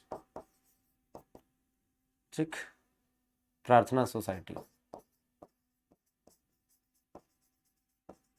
ठीक, प्रार्थना सोसाइटी, प्रार्थना सोसाइटी, प्रार्थना समाज, ठीक। सत्य शोधक समाज, सत्य शोधक समाज, सत्य शोधक समाज, सत्य शोधक समाज, ठीक। तो सत्य शोधक सोसाइटी, सत्य शोधक सोसाइटी, ठीक है, सत्य शोधक सोसाइटी। और इसके बाद एक वेद समाज भी बताया ना, वेद समाज, वेद समाज, ठीक है, मतलब वेद सोसाइटी, ठीक है, वेद सोसाइटी। और एक इसी प्रकार से आर्य समाज, ठीक है, आर्य समाज मीन्स फिर आर्य सोसाइटी, आर्य सोसाइटी। ठीक है अजय भैया। अच्छा यूट्यूब पर ज्यादा हो जाती है या कम हो जाती है? यूट्यूब पर पढ़ाकर भागना रहता है, यूट्यूब पर पढ़ाकर भागना रहता है बेटा, और यहां तो ऐसा है नहीं, यहां तो आपको नोट्स बनवाना है ना। यूट्यूब पर नोट्स बनवाना रहता है क्या? क्यों? नाम सत्य है और बोल असत्य वचन रहे हो हैं? यहाँ यूट्यूब की तरह पढ़ा दूं? नहीं, अगर आप बताओ तो मैं यूट्यूब की तरह पढ़ा दूं। कसम से अभी, है ना, कसम से अभी चिल्लाना पड़ेगा, फिर हर तरफ से आवाजें आएंगी, नहीं सर, नहीं सर, नहीं सर। फिर नोट्स का अपना देख लेना, फिर तुम जानो। यूट्यूब की तरह पढ़ा दूंगा अब, यूट्यूब की तरह पढ़ा दूंगा, कसम से बता रहा हूं कि जो पूरा हिस्ट्री 3 महीने से पढ़ा रहा हूं ना, 1 महीने में खत्म हो जाएगा। खैर चलिए, हर चीज का अपना रोल है। ब्रह्म समाज की अगर हम बात करते हैं तो ब्रह्म समाज की स्थापना किसने की थी? राजा राम मोहन राय ने की थी। ठीक है, कब की थी भैया? राजा राम मोहन राय के द्वारा इसकी स्थापना की गई थी 1828 में। ठीक है, और इसी प्रकार से आदि ब्रह्म समाज की स्थापना की गई थी 1866 में। ठीक है, किसके द्वारा भैया? देवेंद्र नाथ टैगोर के द्वारा, देवेंद्र नाथ टैगोर के द्वारा। भारतीय ब्रह्म समाज की स्थापना की गई थी, ये भी 1866 में ही। किसके द्वारा? केशव चंद्र सेन के द्वारा। साधारण ब्रह्म समाज की स्थापना 1878 में हुई थी। किसके द्वारा? तो एक नाम बताया था हमने, आनंद मोहन बोस का। ठीक है, ये कल भी बताया था। और एक शिवनाथ शास्त्री, शिवनाथ शास्त्री, और एक नाम और था द्वारकानाथ गांगुली, द्वारकानाथ गांगुली। तो इन तीनों लोगों ने मिलकर स्थापना की थी, द्वारकानाथ गांगुली। ठीक है ना। धर्म सभा 1830। ठीक, 1830 किसके द्वारा, किसके द्वारा स्थापित किया गया था? ये राधाकांत देव के द्वारा, राधाकांत देव। प्रार्थना समाज 1867 किसके द्वारा? प्रार्थना समाज की स्थापना की गई थी आत्माराम पांडुरंग के द्वारा। किसके द्वारा भैया? आत्माराम पांडुरंग। ठीक है, आत्माराम पांडुरंग। ठीक, आत्माराम पांडुरंग। सत्यशोधक समाज 1873 किसके द्वारा भैया? ज्योतिबा फूले। किसके द्वारा? ज्योतिबा फूले के द्वारा, ज्योतिबा फूले के द्वारा।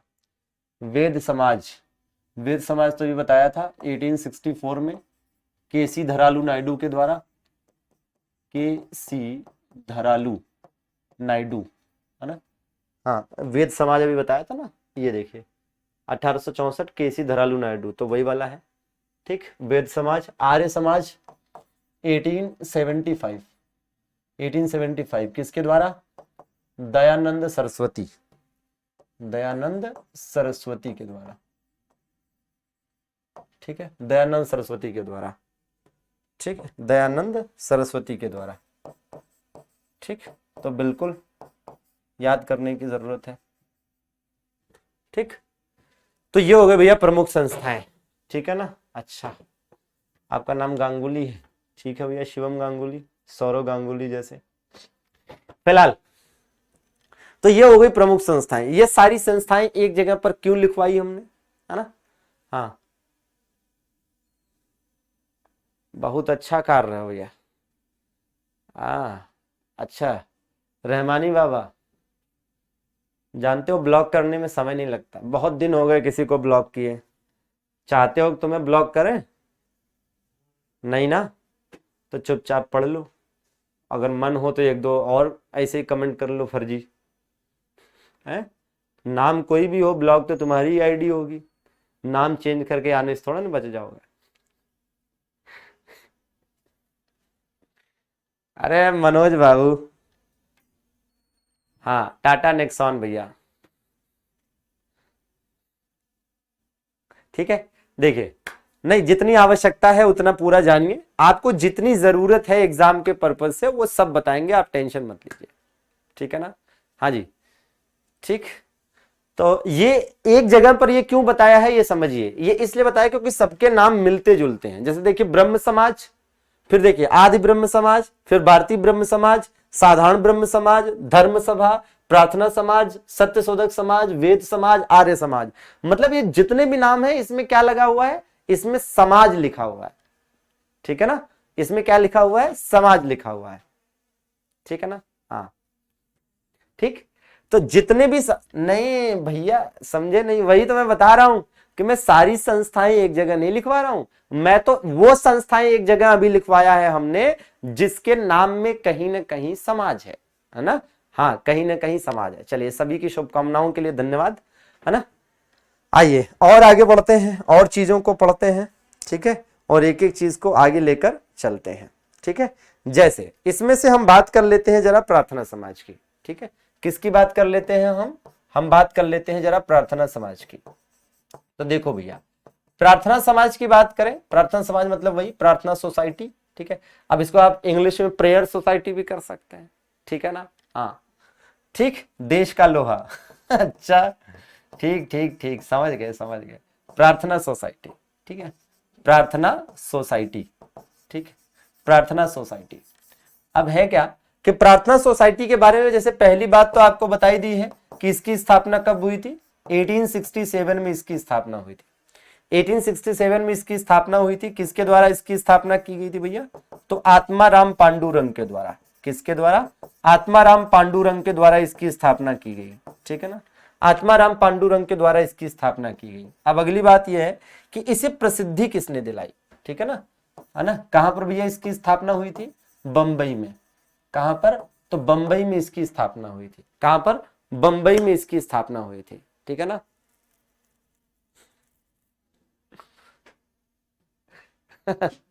जान दीजिए भाई सिद्धार्थ बाबू। देखिए तो भैया है ना, बंबई में इसकी स्थापना की गई थी। किसकी, प्रार्थना समाज की स्थापना बंबई में 1867 में हुई थी। आत्माराम पांडुरंग के द्वारा इसकी स्थापना की गई थी। अब एक चीज है कि है ना, एमजी रनाडे, महादेव गोविंद रनाडे, महादेव गोविंद रनाडे साथियों, ठीक है, इनका नाम इससे जुड़ता है। महादेव गोविंद रनाडे ने इसे प्रसिद्धि दिलाई, ठीक है। मतलब इसे प्रसिद्धि किसने दिलाई, तो महादेव गोविंद रनाडे ने इसे प्रसिद्धि दिलाई, ठीक है। प्रसिद्धि दिलाई मतलब समझ रहे हैं ना, प्रसिद्धि दिलाई, ठीक है, प्रसिद्धि दिलाई, ठीक है। तो मतलब कह सकते हैं कि इट, है ना, it was brought to prominence by MJ Ranade, ठीक है ना। It was brought to prominent, ठीक है, prominent by MG रनाडे, ठीक है ना।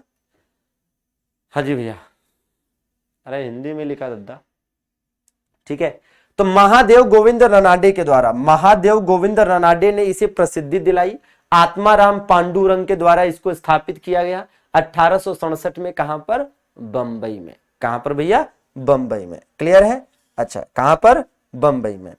बाकी ये भी ध्यान रखेंगे कि भैया केशव चंद्र सेन की प्रेरणा से स्थापित हुआ था ये भी, ठीक है। किसकी प्रेरणा से, केशव चंद्र सेन की प्रेरणा, केशव चंद्र सेन की प्रेरणा से स्थापित, ठीक है, केशव चंद्र सेन की प्रेरणा से स्थापित, ठीक है ना। मतलब कह सकते हैं कि फाउंडेड, है ना, केशव चंद्र सेन की प्रेरणा से स्थापित, ठीक है, केशव चंद्र सेन की प्रेरणा से स्थापित, ठीक है ना। हाँ मतलब कह सकते हैं कि founded by the motivation of, motivation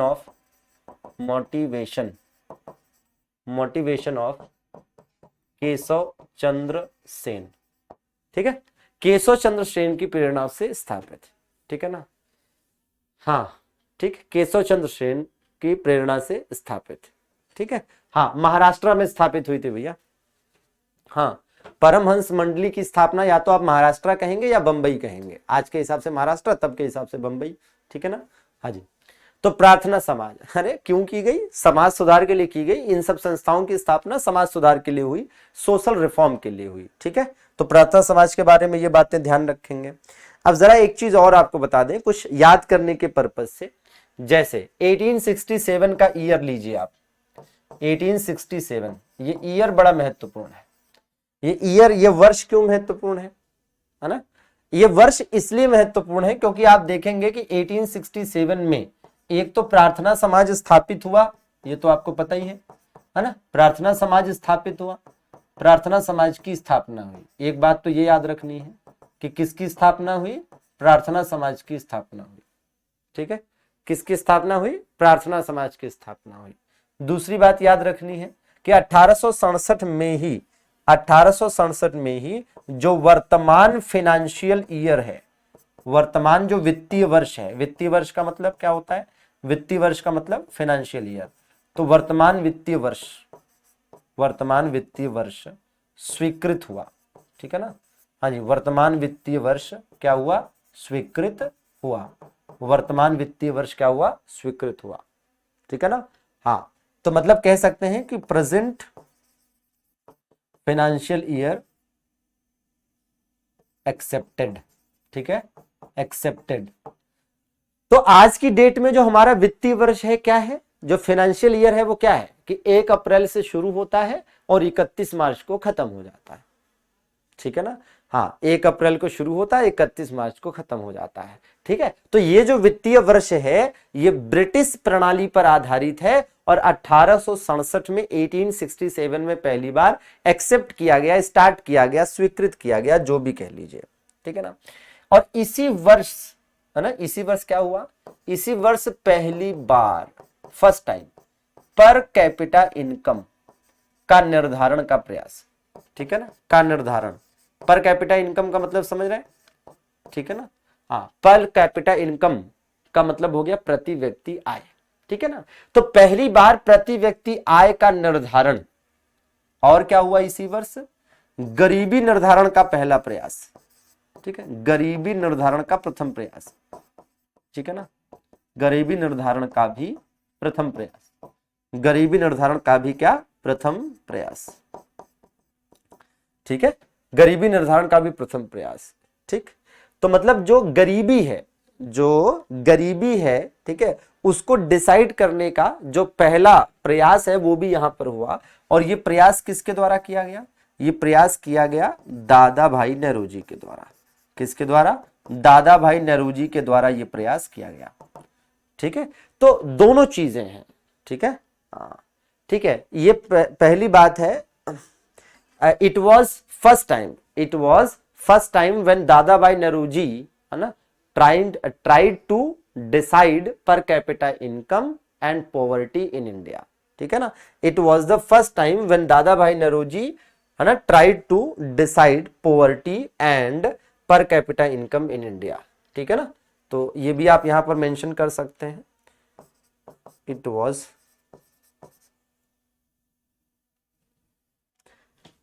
was first time when दादा भाई नेहरूजी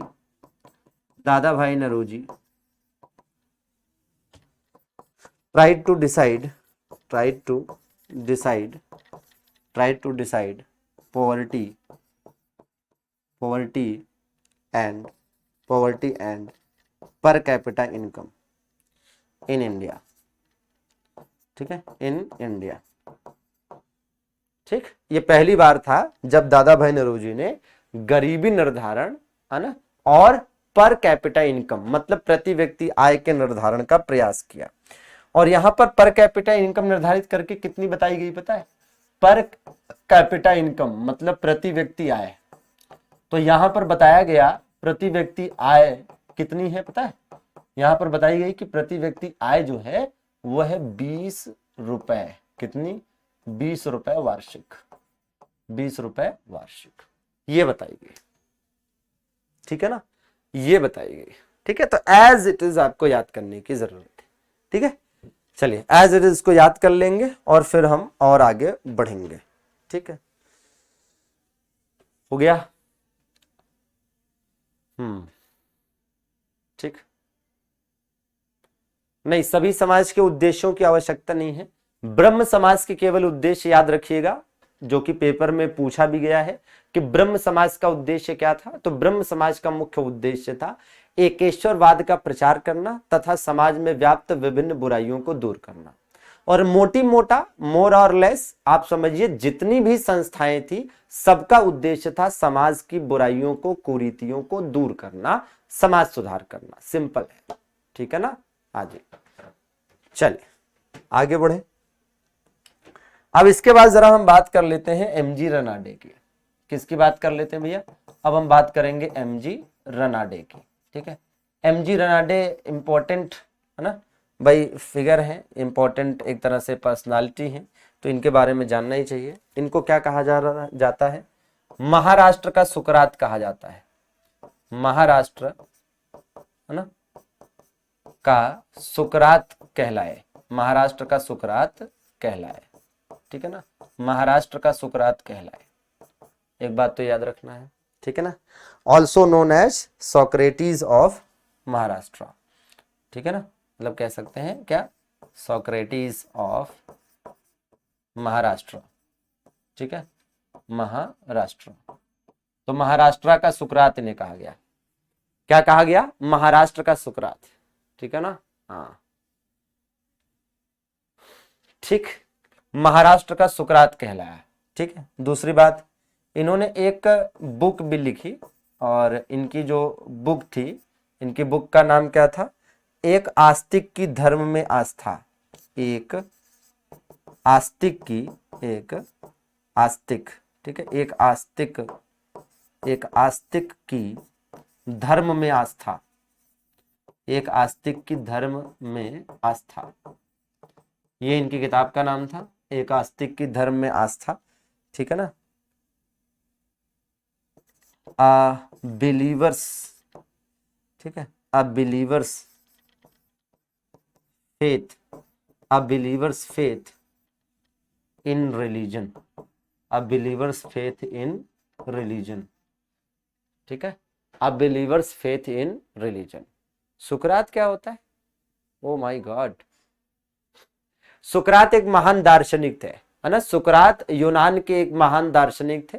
कहा जाता है कि सुकरात ही सिकंदर के गुरु भी थे, ठीक है ना। हाँ, तो सुकरात was a famous scholar of यूनान या यूरोप, ठीक है, who was also Guru of, teacher of Sikandar, ठीक है ना। हाँ जी, एमजी के आगे रनाडे लिखा है, ठीक है, एमजी के बाद भैया रनाडे लिखा है, ठीक है ना। हाँ, इन्हें और क्या कहा जाता है भैया?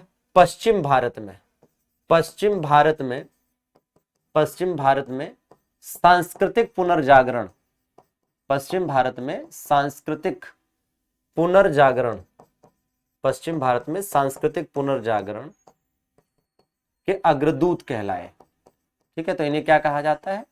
पश्चिम भारत में सांस्कृतिक पुनर्जागरण का अग्रदूत, ठीक है ना। हाँ, मतलब कह सकते हैं कि four runner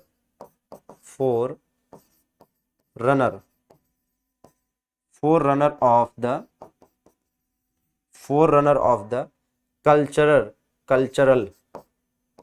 cultural renaissance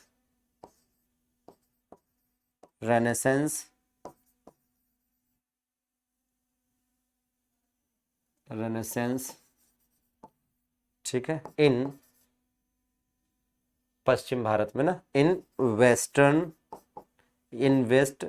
India, ठीक है ना, इंडिया या इन वेस्टर्न इंडिया, ठीक है। तो भैया पश्चिम भारत में सांस्कृतिक पुनर्जागरण का अग्रदूत इन्हें कहा गया, पश्चिम भारत में, ठीक है ना। हाँ जी, सिकंदर के गुरु अरस्तु थे, अरस्तु के गुरु प्लूटो थे, और प्लूटो के गुरु सुकरात थे। हाँ, ये सही है ना। सिकंदर के गुरु अरस्तु थे, अरस्तु के गुरु प्लूटो थे, और प्लूटो के गुरु जो है सुकरात थे, ठीक है। चलिए देखिएगा जरा, एमजी रनाडे अर्थात महादेव गोविंद रनाडे की बात हो रही है। एमजी रनाडे अर्थात, भैया पहले ही बताया कि भैया एमजी रनाडे का मतलब है महादेव गोविंद रनाडे, ठीक है ना। हाँ, इसको करेक्शन कर लीजिएगा, ठीक है। वो गुरु वाला जो बताया था क्या, कि भाई अगर आप लिख रहे हैं तो सिकंदर के गुरु अरस्तु थे, अरस्तु के गुरु प्लूटो थे, तो प्लूटो के जो गुरु थे वो सुकरात थे, मतलब वो गुरुओं के गुरु।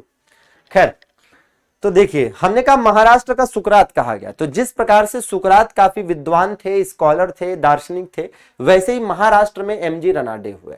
इन्होंने एक किताब लिखी, एक आस्तिक की धर्म में आस्था। आस्तिक और नास्तिक क्या होता है? जो वेद प्रमाण में विश्वास करता है, मतलब जो वेदों में विश्वास करता है, भगवान में विश्वास करता है, उसे आस्तिक कहते हैं, और जो विश्वास नहीं करता है उसे नास्तिक कहते हैं। ठीक है ना? तो इन्होंने इसके ऊपर एक किताब लिखी। और पश्चिम भारत, महाराष्ट्र और गुजरात के जो क्षेत्र थे, इस क्षेत्र में सांस्कृतिक पुनर्जागरण के ये क्या है? इस क्षेत्र में सांस्कृतिक पुनर्जागरण के ये क्या है? अग्रदूत हैं। ठीक है, इस क्षेत्र में ये सांस्कृतिक पुनर्जागरण के अग्रदूत हैं। क्लियर बात है? कहीं से कहीं तक कोई दिक्कत? ठीक है, चलिए, तो एज इट इज आपको याद करने की जरूरत है। इसके आगे का जो मामला है वो हम लोग अगली क्लास में पढ़ेंगे। फिलहाल आपने आज जो जरूरी चीजें पढ़ी हैं वो जरा देख लीजिए। ये है आपकी तत्वबोधनी सभा। तत्वबोधनी सभा के बारे में बढ़िया पढ़ लिया आपने। इसके बाद आपने वेद समाज के बारे में आपने पढ़ लिया। ठीक है, इधर आपने परमहंस मंडली के बारे में पढ़ लिया। ठीक है, गोपाल हरि देशमुख पढ़ लिया, ये प्रमुख संस्थाएं पढ़ ली। ठीक है, प्रार्थना समाज आपने पढ़ लिया अच्छे से, और 1867 में क्या कुछ विशेष हुआ ये भी आपने बढ़िया से पढ़ लिया, और ये एमजी रनाडे के बारे में आपने पढ़ लिया आपने। ठीक है ना? चलिए, बहुत बहुत शुक्रिया आप सभी का जुड़ने के लिए। धन्यवाद। Thank you very much.